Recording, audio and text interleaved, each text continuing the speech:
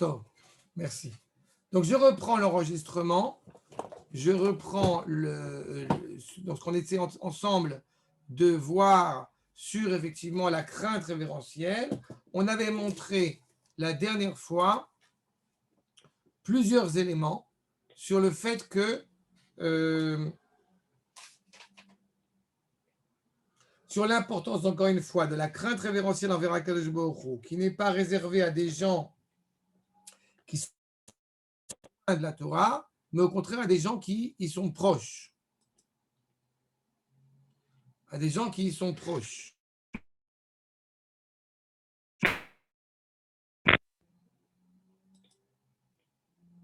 Ok. Mais à des gens qui, justement, sont proches de la Torah. Parce que, justement, ça demande une connaissance importante. Et on avait pris les deux paramètres, à savoir ceux qui feraient preuve éventuellement, puisque si, encore une fois, on parle de crainte, on a affaire à une connaissance, alors cela pourrait être animé par, au bout du compte, une jalousie à l'égard de l'autre, à l'égard de la vérité énoncée par l'autre, ou Metsuyan. Ou le deuxième point, à savoir qu'on ferait une comparaison, de la manière qu'on ferait une comparaison entre le maître et l'élève, et cela évidemment serait aussi problématique quand on parle de crainte révérentielle envers Akadosh Baruch Hu, parce que nous ne sommes pas dans la comparaison, nous ne sommes pas dans la philosophie. La crainte, ce qui est souvent laissé pour compte, c'est qu'on a l'impression qu'on a peur au bout du compte du Créateur, alors que c'est beaucoup plus complexe que ça. Il y a justement Hirat Aromemut, cette crainte révérentielle à laquelle, encore une fois, nous nous référons, et on en a besoin fondamental, comme je l'ai dit, pour honorer Akadosh Baruch Hu. On ne pourrait pas une seule seconde, justement, oblitérer cette crainte pour pouvoir servir Akadosh Baruch Hu.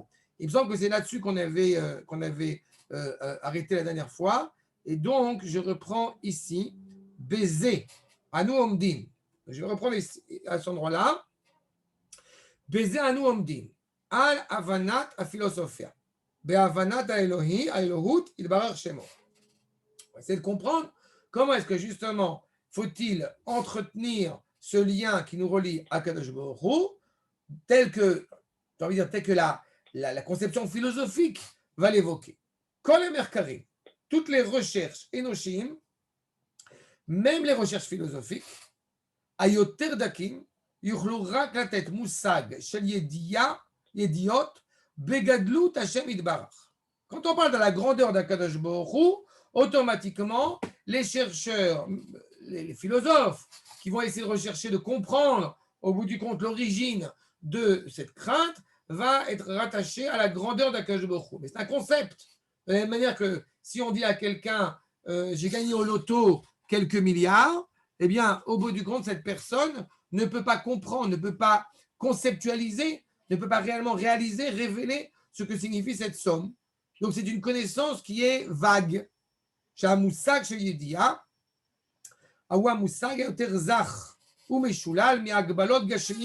est évident que c'est la seule définition qu'on peut réellement évoquer, puisque la dimension de grandeur, elle est dénuée de grandeur à l'infini, elle est dénuée de toute limitation matérielle.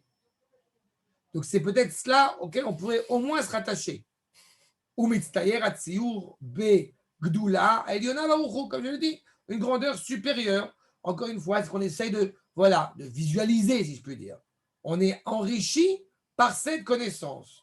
Mitzad Ashrut Ayediot, chez Enketz, Ve'en Soflen. Être conscient qu'Akadosh Baruch Hu, il est infini, il est grand de manière illimitée. Tout cela, évidemment, nous anime d'avoir la bouche ouverte, j'ai envie de dire, d'être devant lui profondément admiratif, profondément ému. Ve'asher alken, bechol mashiromemu ve'adiru litnut tokef tiferto baruchu. Et plus on va parler encore une fois de la grandeur d'Akadosh Baruch Hu, plus automatiquement on ne pourra pas se libérer pleinement d'essayer, puisqu'on est encore une fois un être de chair et de sang, on ne pourra pas se libérer d'essayer de comprendre ou même de comparer cette grandeur à une autre, comme on peut entendre chez certains, mais qu'est-ce qu'il y avait avant Dieu? Donc, ça reste encore une fois quelque chose qui est très succinct. C'est où, au bout du compte, je parle de la grandeur d'Akadosh Baruch Hu, mais elle est tellement grande que je ne peux pas m'y rattacher, ou alors j'essaie de mesurer, de saisir cette grandeur, et dans ce cas-là, eh bien, je suis tombé dans un autre écueil qui n'est pas moins grave. Et je vous répète, on n'a pas parlé d'avoir une peur de l'inconnu. On nous demande clairement de connaître Akadosh Baruch Hu. Dalifnemi ataomed. Donc, comment est-ce qu'on peut avoir au bout du compte une crainte qui serait une crainte révérentielle, une crainte authentique à l'égard de la réalité par excellence que je reconnais comme étant infinie? C'est toute la problématique, encore une fois, quand on veut essayer de comprendre ce qu'on a évoqué avec le Ramchal sur ce que c'est que la Hirat Shamayim. Vaevdel Nimdad. Etzlam, Rag Besikum Ayediot. Pour certains scientifiques, philosophes, chercheurs, ce que vous voulez, eh bien, au bout du compte, il s'agit de la quantité des connaissances qu'on peut trouver chez telle ou telle personne grande. Pourquoi nous allons respecter tel ou tel scientifique? Parce que sa connaissance est imposante. Et ça, c'est peut-être un problème, parce que ça reste encore une fois quelque chose de quantitatif. Mais sauf, Emnam Nimlatim me Asagot, Eizemine Yediot. Mais on reste encore une fois dans une connaissance qui reste, finie dans l'infini. Elle reste mesurée, elle reste limitative. Et Kasher Akina, chez Alpirov, Ba Mitzadar Gasha Apnimit, chez Margishim Itchaivut, chez Davar Acher la Mikane. Au bout du compte, on est dans cette jalousie, mais on est encore une fois dans une comparaison à l'égard de cette grandeur.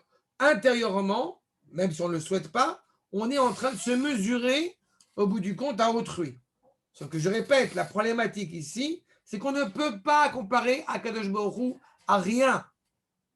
Je cherche ma proximité avec Akadosh Baruch Hu, mais elle n'est comparable avec rien. Archav, j'avance un petit peu. Iné. Asher imtsi iné. Inishkat al yedei asagat hayidiya, ken aira inivgat al yedei asagat hayidiya. J'ai peur, je suis en train de toucher des choses inimaginables. Comment je peux, au bout du compte, m'y approcher? Il m'est demandé expressément de m'y approcher, d'honorer Akadosh Baruch Hu avec cette connaissance, et pourtant, j'ai aussi une crainte quand je vois cette grandeur. Et il est profondément problématique, comme le dit le Rambam, la peur est une maladie. Pachad ou machalat nefesh. C'est une maladie de l'âme. Donc il est évident qu'on ne peut pas, en se résignant au Créateur, ne pas justement faire acte de présence. Et donc ce n'est pas un hasard si dans les générations qui nous ont précédés, quand on avait le sentiment qu'on parlait de crainte révérentielle envers Akadosh Baruch Hu, on avait un petit peu le sentiment qu'on était en face justement de réalités cruelles, imposantes, et qui nous empêchent réellement d'exister. En kol pene, nous dit le Rav Harlap, asher hayu bedorot harishonim, she'asu atzmam le'elohut. Quand vous avez au bout du compte différents rois ou différents personnages qui se sont pris pour des divinités, comme le pharaon par exemple, comme Nebuchadnezzar, qui gam seder asagata maïta, lo yoter mi philosophia. Il ne pourrait pas avoir la prétention d'être plus grand et d'atteindre plus que les recherches des philosophes. Et quand ils se prennent au bout du compte pour Dieu, ils se prennent au bout du compte pour une divinité qui automatiquement impose, est cruelle et menaçante. Et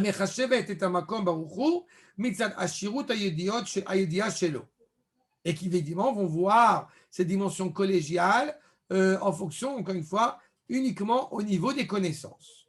Et cela, encore une fois, nous pose problème, puisqu'on essaie au bout du compte de s'attirer, de s'attacher à quelque chose, si je puis dire, qui nous est autre. J'avais eu l'occasion une fois d'expliquer, quand on avait fait le Kuzari, que la plus grande problématique de la chrétienté, ce n'était pas les miracles. Qu'il ne se soit passé des miracles, on s'en fiche. Le point central qui est problématique dans la chrétienté et qui peut arriver à chacun d'entre nous, c'est quand il y a ce qu'on appelle en hébreu un tichtouche, un mélange, une mixité, un mélange entre le créateur et la créature. N'essayons pas, au bout du compte, de nous mettre à la place du créateur. Nous ne sommes pas à la place du créateur. Nous sommes rattachés au créateur, indubitablement, mais comment est-ce qu'on peut justement avoir ce que disait Manitou sur le fait que le Mekoubal, le penseur hébraïque traditionnel, n'a pas de problème avec la présence d'Akadosh Baruch Hu, n'a pas de problème avec la présence de l'homme, comme c'est le cas chez le philosophe ou chez le théologue, mais il a un problème, comment est-ce que les deux peuvent résider ensemble pleinement. Et c'est pour cela que la Hira, telle qu'elle est évoquée dans la tradition hébraïque, est tellement particulière. Et elle doit convenir justement exactement à cette identité hébraïque, en ne négligeant ni l'un ni l'autre. Achlo Kaele, justement, à la différence de ces êtres profondément problématiques comme Nabucodonosor et comme le pharaon qu'on évoquait à l'instant, encore une fois, qui agissait par orgueil, nous savons que nous voyons la grandeur d'Akadosh Baruch Hu et en même temps, nous y voyons son infinie humilité. Donc, cette ambivalence-là est toujours intéressante aussi. Ce n'est pas donc le même rapport que dans la famille de Yaakov, Chelek Yaakov. Asher kol itrashvuto ou begader, mitzvah ou metzuvé. Tout ce qui définit au bout du compte la famille de Yaakov, la dimension de Yaakov, et donc la dimension d'Israël par la suite, c'est justement, ça rentre dans le cadre de pouvoir agir et d'avoir l'ordre d'agir. À mitzvah, les mitzvot, en kol erer sugi bene. Il n'y a pas forcément, encore une fois, de distinction entre eux. Nous souhaitons agir selon ce que nous sommes ordonnés par le Créateur, à tel point, entre parenthèses, que l'homme, d'une certaine manière, sur ce point-là, eh bien, a plus, le terme de valeur n'est pas le bon terme, mais disons que l'homme a bien ce qu'il va accomplir a une valeur plus intense quand il va accomplir des mitzvot que la femme. Pourquoi? Parce que si la femme, justement, par amour pour Akadosh Baruch Hu, quelque chose d'inhérent à la femme, ce n'est pas le sujet maintenant. Mais quand la femme, elle va agir pour honorer le Créateur, ce qu'elle a tout à fait le droit de le faire, eh bien, elle va agir bien qu'elle ne soit pas ordonnée. Et quand on fait au bout du compte un acte, aussi noble soit-il, aussi judicieux soit-il, mais pas au nom d'un ordre qu'on aurait reçu, il est envisageable qu'on l'ait fait pour nous-mêmes, pour notre bien-être à nous-mêmes. Mais quand on dit au bout du compte qu'un juif met les tefilines, il accomplit une mitzvah qu'il a eu pour ordre de commettre. C'est-à-dire que même si effectivement il n'aurait pas envie de le faire, il le ferait quand même parce qu'il a reçu sur lui ce joug divin. Il a reçu au bout du compte cet ordre, ce qui donne encore plus d'impact dans le lien que j'ai à l'égard du Créateur. Veim omnam, yeslanu trifa la date. Il est évident qu'on a un esprit, on a une envie de connaître, de comprendre. Kol ma she'efshar ladat ve'efshar la'avin. Tout ce qui est en notre possession de comprendre, qui est aussi souhaité par le Créateur, puisqu'il nous a donné un esprit pour s'en servir.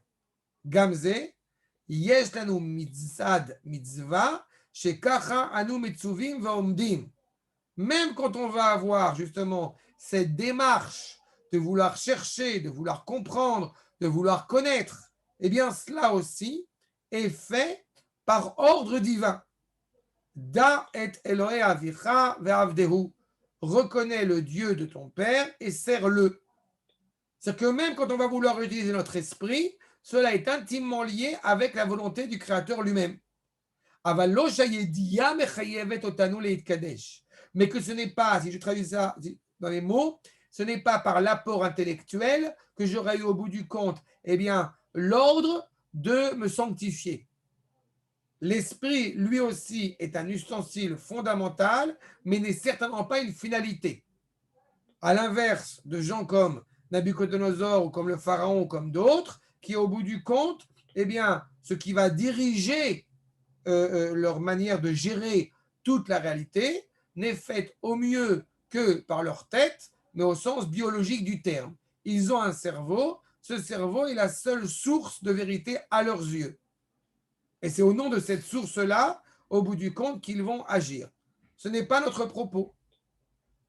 Ça veut dire qu'on est tout à fait capable de dire que je comprends une seule chose, quand j'étudie certains textes, eh bien, je comprends que je n'ai pas compris. De la même manière que quand on assiste à un cours de Torah et que peut-être cela nous a semblé ardu, alors on ne dit pas le cours était bien ou le cours n'était pas bien. On dit en hébreu Zachiti avin olo zachiti. Est-ce que j'ai eu le privilège, est-ce que j'ai eu le mérite de comprendre ou non? Voyez à quel point même notre esprit, qu'on utilise à foison, il est entre les mains d'Akadosh Baruch Hu. Et là, Be'efer, Akedusha, Mechayevet otanu leyeda velave. Ce n'est pas l'esprit qui va dénommer ce qui est saint de ce qui ne l'est pas. C'est la sainteté qui va nous pousser et nous encourager à essayer de comprendre, à essayer de savoir. Mais kol davaraba mitzad mitzvah, lo yale leolam al hadaat, להשתמש בזה עזר למחשבה פגומה ופסולה של השתוות חלילה. En aucune manière, justement, cet esprit devra gérer ce qu'elle considère comme étant saint ou non, ce qu'on appelle le sacré. Parce qu'à ce rythme-là, l'esprit pourrait cautionner énormément de choses absolument abjectes. J'ai encore cité aujourd'hui quelque chose qui est quand même permettez-moi, assez terrible. Le fait que nous sommes en train de discuter dans certaines régions dans le monde si l'inceste est obligatoirement problématique ou non. N'est-ce pas? Puisqu'on demande s'il y a consentement, alors peut-être on peut légitimer, puisque c'est de l'amour, donc on pourrait peut-être légitimer, mais je vous promets que c'est vrai ce que je dis. Malheureusement, c'est vrai ce que je dis. On est exactement dans cette problématique-là. Si mon esprit arrive à rationaliser un certain nombre de théories et de théorèmes, pourquoi pas? La conception hébraïque va exactement à l'inverse. Je ne m'imagine absolument pas énoncer par moi-même ce qui est droit de ce qui ne l'est pas. Et par contre, essayer de saisir cette droiture, de l'entendre, à la demande du Créateur. Vous voyez qu'encore une fois, la crainte révérentielle envers Akadosh Baruch Hu, eh bien, n'exclut pas la présence de l'homme, n'exclut pas les éléments qui sont inhérents à l'homme, à l'humanité, à utiliser. La connaissance, et on verra le rapport du cœur avec l'amour, justement, l'ahava aussi. Mais en aucune manière, au bout du compte, on n'aurait pas cette obligation, cette inclinaison, cette nécessité, encore une fois, à nous relier au Créateur en travaillant, toujours pareil, avec cette humilité. C'est pour cela que Nahachar chez Marom, Amegama Amaouti chez Israël, une fois qu'on a bien saisi que, justement, cette élévation essentielle que Israël essaie de remplir, Bepachad Adar Geono Idbarach, avec une crainte, encore une fois, de la grandeur du Créateur, Kolzman Shelo Igiu Leze, Kolzman Shelo Iskuli Knota Bemuvana Ayoter Rachav, tant que nous n'avons pas acquis cela, dans son sens le plus large possible, Adain Lo Yochlu Limtso Beshum Ofen Osher Bachaim. L'homme ne sera pas heureux tant qu'il n'aura pas pleinement conscience que lui est le Créateur, que le Créateur et lui existent côte à côte et que, encore une fois, le Créateur, dans sa grandeur, est à ses côtés. Ce qui va impliquer évidemment une responsabilité à l'égard de ses actes, mais pas par peur de la claque dans la figure, par, encore une fois, la volonté saine, si j'en puis dire, de construire le monde. Donc, ce réel bonheur ne sera pas atteint. Et évidemment, ce n'est pas à l'échelle individuelle seulement, c'est à l'échelle globale, à l'échelle du peuple d'abord pour commencer.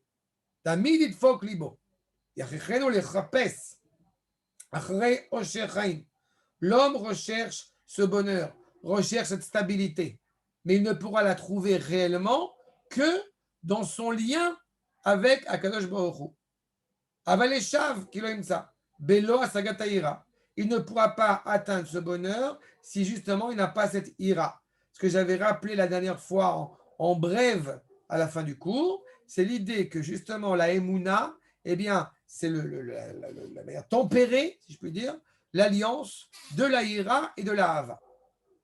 Donc c'est exactement la problématique. Si au bout du compte, notre lien à Akadosh Baruch Hu commence par quelque chose de purement intellectuel, on a un problème.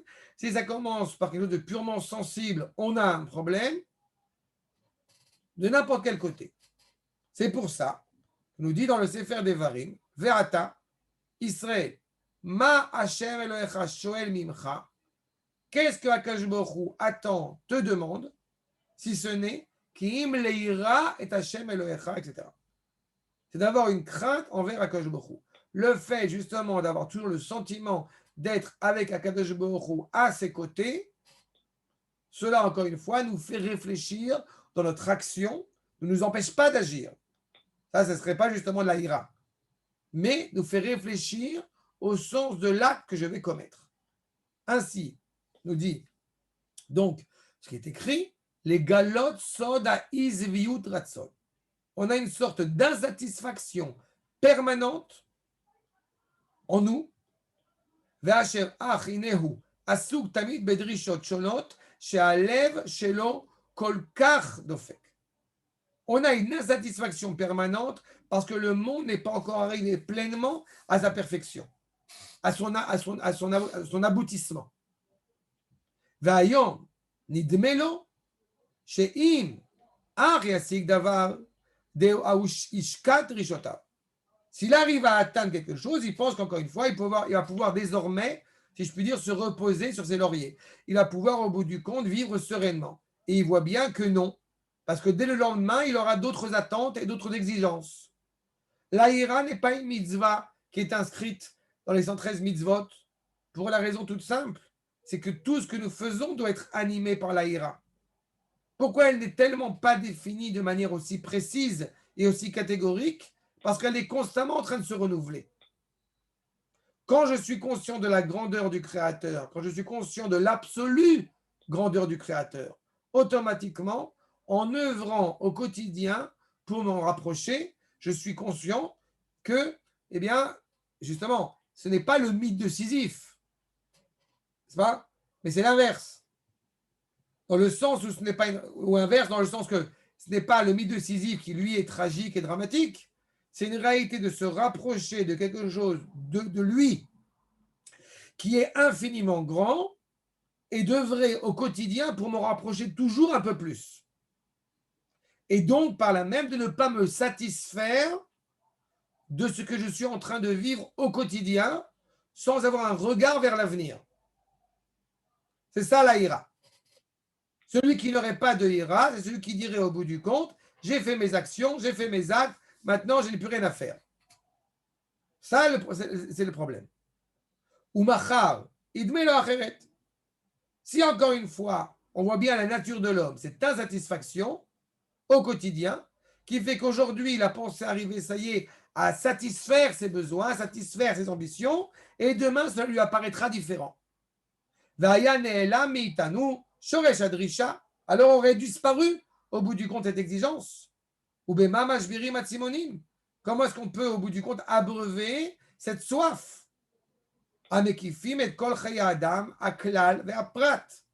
qui entoure la vie de l'homme à la fois au niveau collégial, collectif, à la fois au niveau individuel.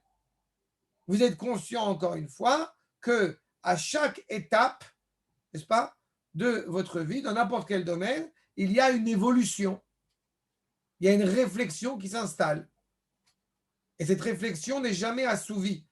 Elle est toujours, encore une fois, elle est toujours en réflexion. Elle est toujours en renouvellement. Eh bien, cela, c'est justement ce cadeau que nous donne Akadosh Baruch Hu pour nous permettre toujours d'avancer. Ad sheba akatuv ve'odianu ki shoresh adrisha hi ach mipnei ki Hashem Elohecha doresh mimcha.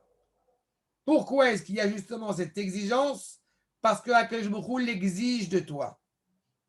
Eize davar ve'en etza ve'en dvuna ki im bilti ach leira et Hashem. Si ce n'est justement la crainte révérentielle envers Akadosh Baruch Hu. Puisque je veux pleinement connaître mon Créateur et que cela m'est impossible si je vis constamment au présent, donc, pour pouvoir réellement me rattacher au Créateur et pour pouvoir garder intacte cette crainte révérentielle, cela va exiger de moi constamment d'avancer. Irat Hashem, Pitaron. C'est la solution. Pourquoi serait-ce la solution? Parce que si j'ai une crainte révérentielle envers le roi des rois, eh bien, elle ne peut pas s'estomper. Elle est constamment vivante. Les kol adrishot anokfot balel. Toutes ces exigences, encore une fois, qui animent mon cœur, toutes peuvent trouver raison, toutes peuvent trouver, comment dirais-je, pour abreuver leur soif par cette crainte. Et ainsi, qu'on dira dans le futur, Lora Ev Lechem. On n'a pas faim de pain. L'autre Samé Lamaïm dans Amos. On n'a pas soif d'eau. Kim Lishmoa et Dvar Hashem. On a soif d'entendre la parole d'Akadosh Baruch Hu.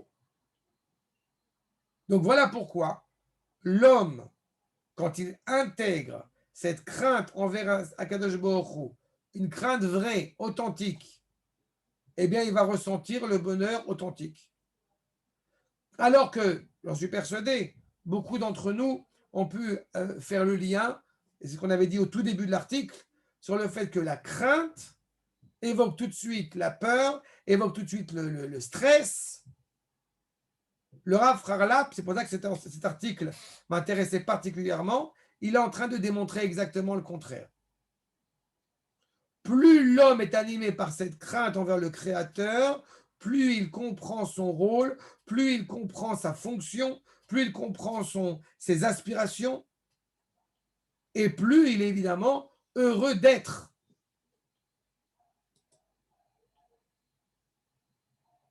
Bien sûr, tout à fait, Youssef. D'accord. C'est cette réalité-là que nous sommes en train de mettre en évidence. Inasena Adam lachnis bekirbo irat Hashem amitit. וירגיש אז עצמו מאושר בחיים מאוד מאוד.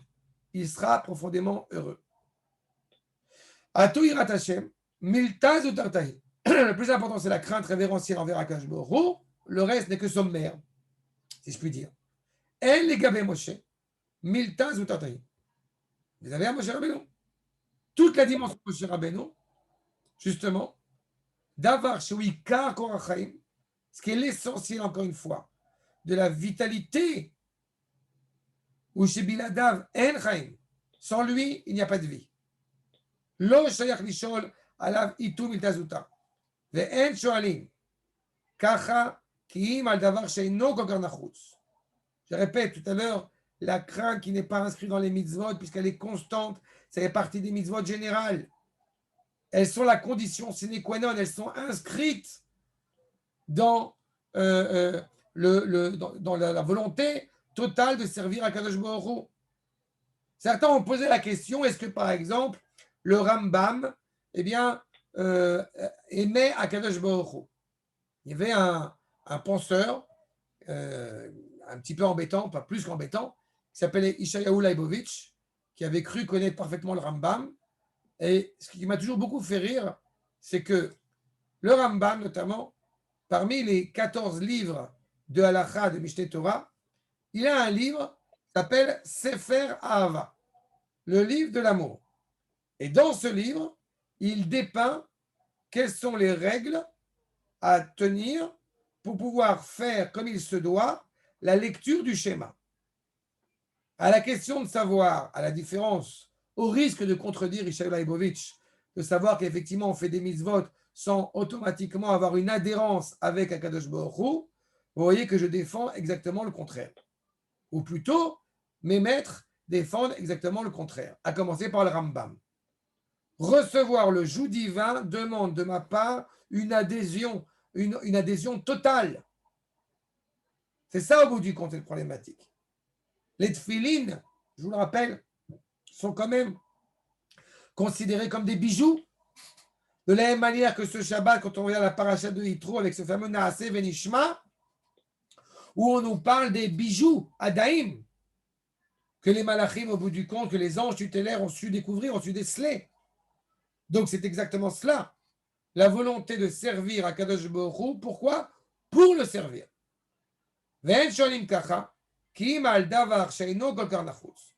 On n'aurait pas demandé justement sur l'importance de la ira, si on aurait pu demander l'importance de la ira si elle n'était pas fondamentale. Vénessa, les yofi, les tarchit, comme étant de quelque chose en plus. Que moi, Sagat et Ben Safir. Vezeu Shimsheni. En legabe Moshe miltazutarta. il n'y a rien d'autre de plus notable et de plus important que la crainte révérentielle envers Akadosh Baruch Hu. Et Moshe Rabbeinu, elle a très bien compris qui est le fondement essentiel qui rassasie le sens de la vie.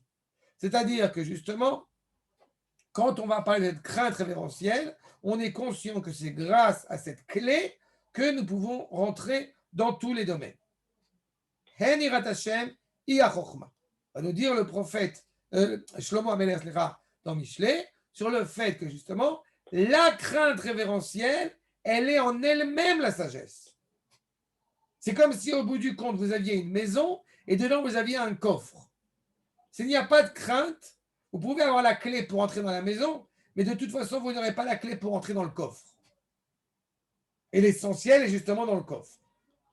Alors qu'à l'inverse, si on n'a pas sagesse, si on a cette crainte, mais qu'on n'a pas forcément beaucoup étudié, alors on aura effectivement la clé du coffre et on devra travailler dur pour avoir la clé aussi de la maison. Mais on est conscient qu'il y a un coffre important à l'intérieur et on sait l'aborder et on sait l'apprécier à sa juste valeur. Et c'est ça l'essentiel. C'est pour ça que la grande différence avec d'autres, si je puis dire, d'autres sagesses ou d'autres cultures, elle n'est pas dans la quantité de textes qu'on a pu emmagasiner, mais elle est, encore une fois, dans ce que cela va créer, ce que cela va transformer en nous. C'est ça le sens fondamental de la Hira.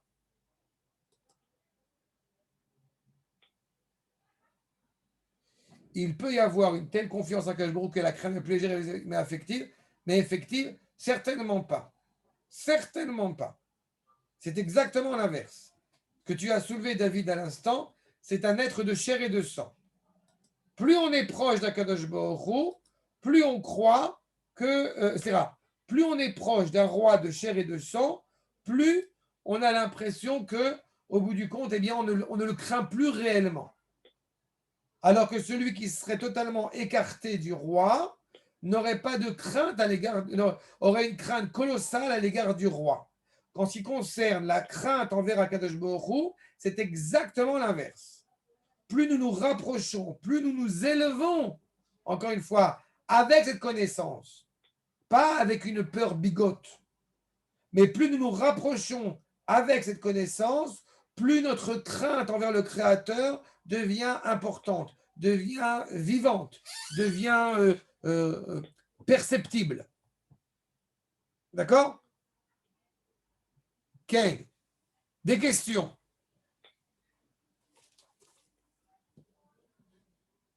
Je vous ai enlevé sur la possibilité de changer, de vous faire un mute. Allez. Vous pouvez faire un mute. Ouais. Et est-ce qu'avec la connaissance d'Akadosh Baruch Hu, on a plus de crainte ou plus d'amour envers lui? Les deux sont fondamentaux. Je vais te dire un truc. J'ai coutume de dire quand je prépare, qui peut en apparence n'avoir rien à voir, mais en fait, ça a à voir à mes yeux. Je pense qu'un amour sans crainte n'est plus de l'amour.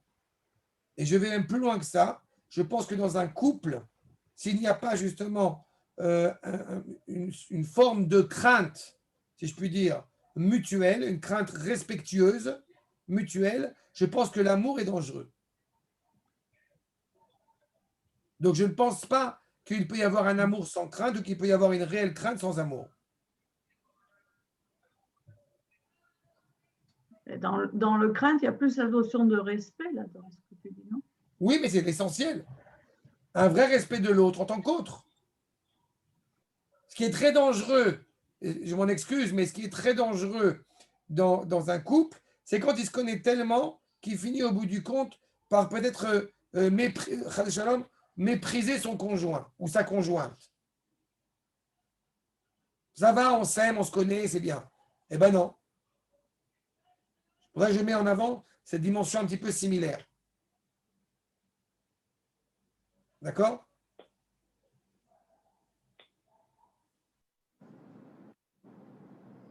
Il y a des problèmes de connexion aujourd'hui. Hein. Ah, sûr.